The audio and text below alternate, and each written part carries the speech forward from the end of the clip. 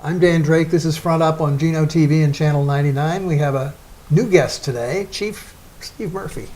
How you doing? The Chief of the Nantucket Fire Department. Congratulations. Thank you very much. It's well-deserved, I'm sure, and probably too long in coming. No, not at all. All things happen for reasons and in time they're supposed to, so it's all good. You've been a firefighter how long?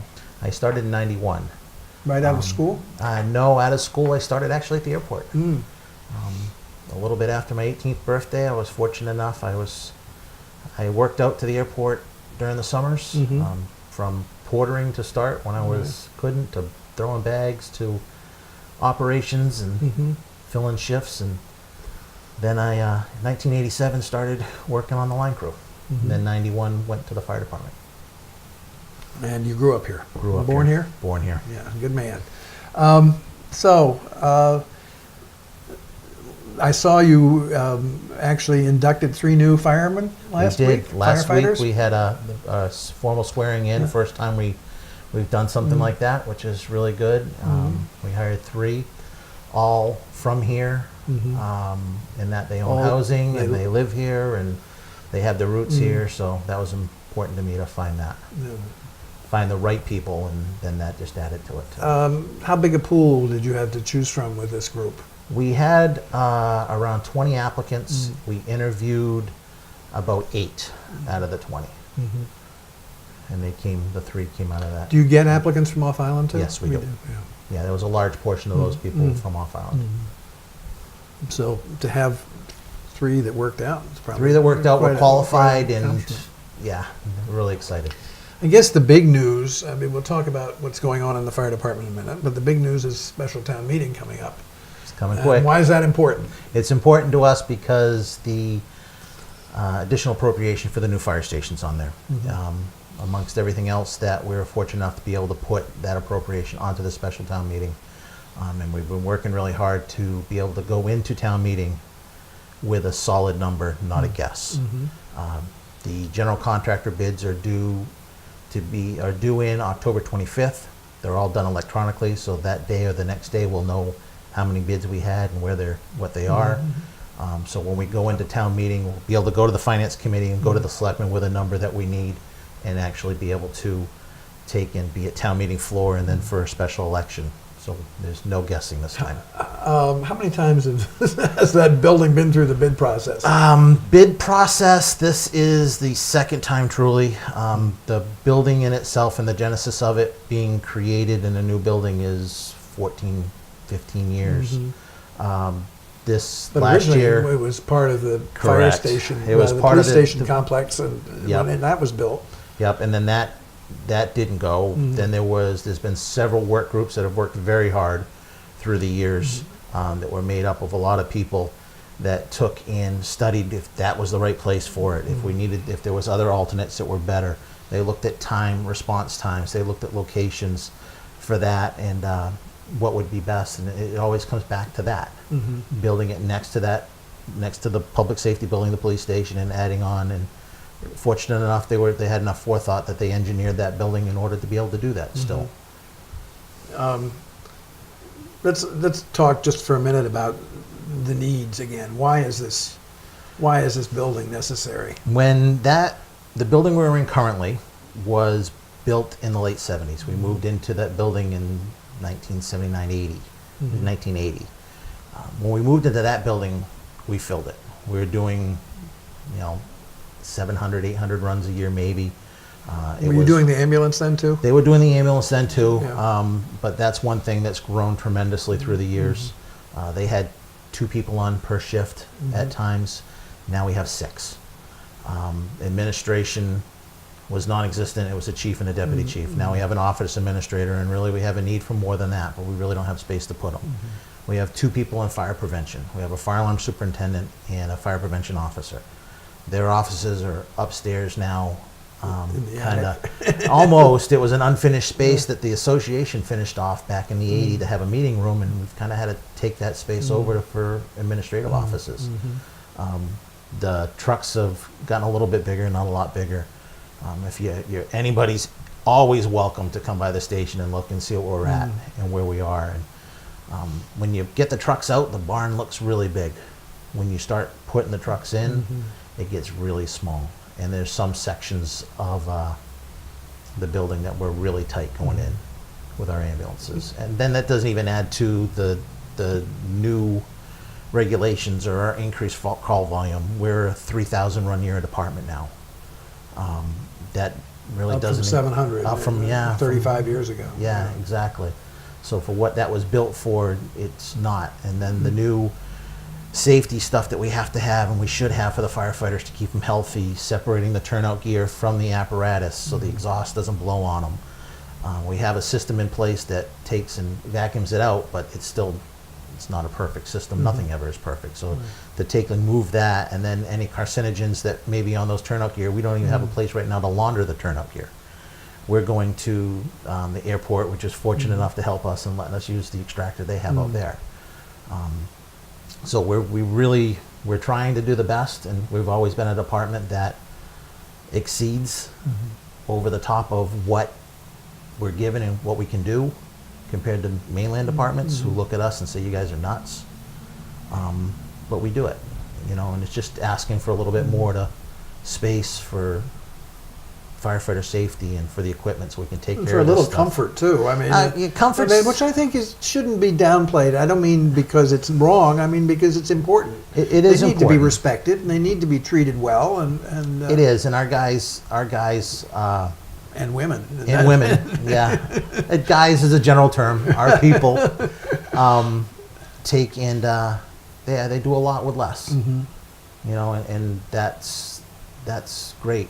I mean, I appreciate the heck out of it, and I always have. And when they step up and do things, but yeah, a little bit for them is, and even that the building, it gives them a new day room and a new kitchen, and the appropriate quarters, so that they have the facilities they need. So female restrooms, we don't have female restrooms now. Female bunk room, we're fortunate enough now that we've split what used to be the chief's office is now an officer's quarters.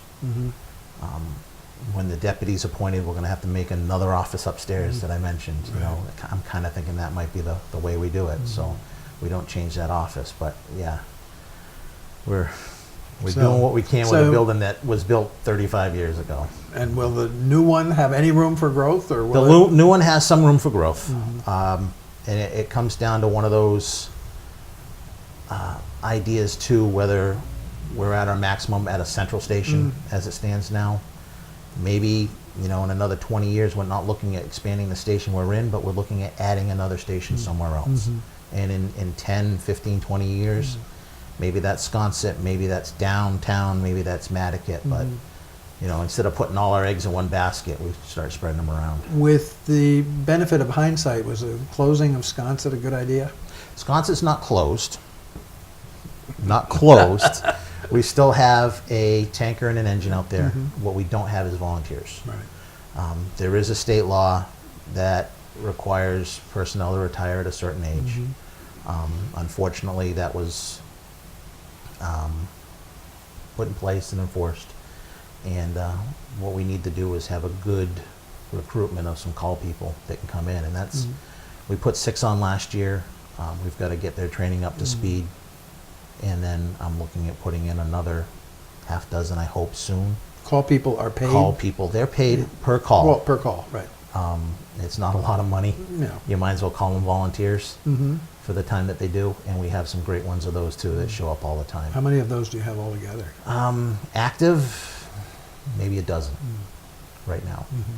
We had a drill the other night where we were just talking about what we're going to do for the next drills. And I had, 12 people there. And a lot of times and this is not a problem to Nantucket, this is a problem that is nationwide. The volunteerism within the fire service and people having disposable time to commit to the training, which is a lot more than what it used to be, in order to make sure that everybody's safe. And the ability to get up from dinner and go in when there's a call, or get up at 2 o'clock in the morning when there's a call, and go in and be up all night, but then still be responsible to go to your real job Right. at 8 or 9 o'clock in the morning. So that's hard to get on people, you know, and Sure. to get the right person that wants to do that. And I'm fortunate enough we have some great ones that show up and I can trust to do the work. Are there any things that you'd like to see changed about the way the fire department operates? You may not do them day one, but, you know, over time. There's been several things, and there's no mystery that one of the things I felt very passionate about for a long time is that we need to go to an ALS level. That's been talked about for years. No, what's that? ALS is paramedics, so advanced life support. Right now, all our EMTs are basic life support, BLS, and they take and get the person to the hospital. There's limited skills in that compared to a paramedic. We do a great job. We have some great. Everybody thinks about paramedics and cardiac arrest, you know, and that's where they shine. Well, yeah, it is, but it's not about just that. It's about providing the best customer service we can, and that's what it's really about, is providing the service.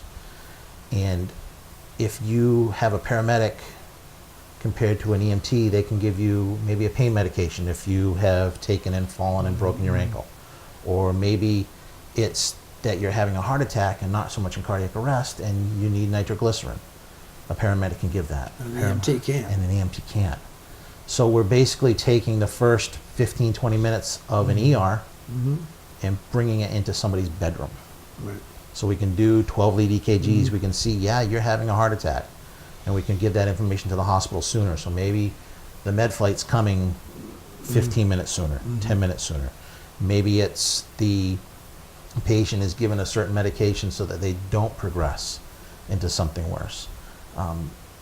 Advanced life support paramedic skills are large. It's more than just the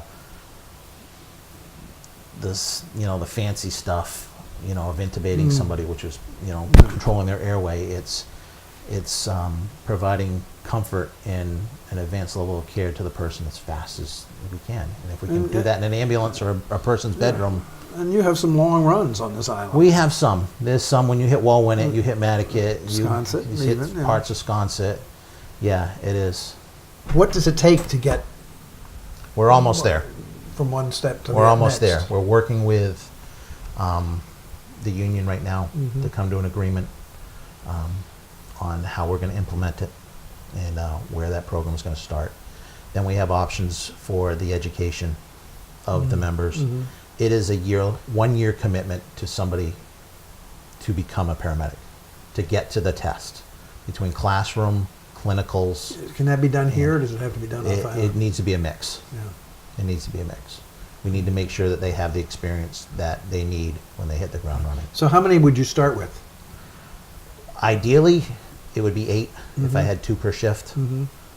We can go slowly into it. We have some lead time to do that, but yeah, that would be the best number. So realistically, are we talking about 2019, 2020? Yeah, if we started, say for the sake of a date, we started in January of this year of 18, it could be up and running and kicking in 19. So between education and everything else, that's the main thing. Getting the toys to use is easy. But is it substantially more expensive? I mean, obviously the individuals expect to be paid more because of the advanced skills and so forth. Yeah, there is cost to it. Yeah. There's also the way the ambulance service runs is on an ambulance reserve fund. So there's an increase in fees that we can charge for that service. One last question. What makes a good fire chief? Good fire chief. I know what I like to see in my chiefs. You know, we're creation of what we've seen and what we hope to become. And I can say this is something I never aspired to recently. I served as interim in the past. That was a long time ago, it feels, and gone through that. But I want to make effective change. I want to work with. I don't want to burn bridges. I want to build bridges. I want there to be a department that is professional, educated, and knows how to do the work. And now whether that's in a year, 2 years, or whatever, I mean, the only true how good I was is going to be after I leave. Well, that's fair. You sort of got dumped into this situation. You've been there before as interim chief, but you got, in a way, dumped into it now. Wasn't my career path that I thought I was going to have You certainly 6 months ago. You didn't control the timing. Correct. How's it worked out in terms of the attitudes of your former? They're still your colleagues, but Yep. they were colleagues at a different level, and so on. How's it feel? It's going good. I mean, I've always thought that, respect is always earned. And it's in the little things. And yesterday was my formal swearing in. I've, been chief since June as an acting position, and so yesterday's the final thing. There was a lot of the guys that showed up off duty for that. That's nice. They showed up, and that's nice. And and the appreciation when the first time they say thanks, chief, or hey, chief. And I don't demand anything of anybody to call me whatever. They can still call me Murph. That's fine with me. But when they say that, and they're appreciative, and that's pretty cool. So, and we got work to do. Absolutely. Thank you so much, Chief Murphy. Thank you. Good luck to you. Thank you.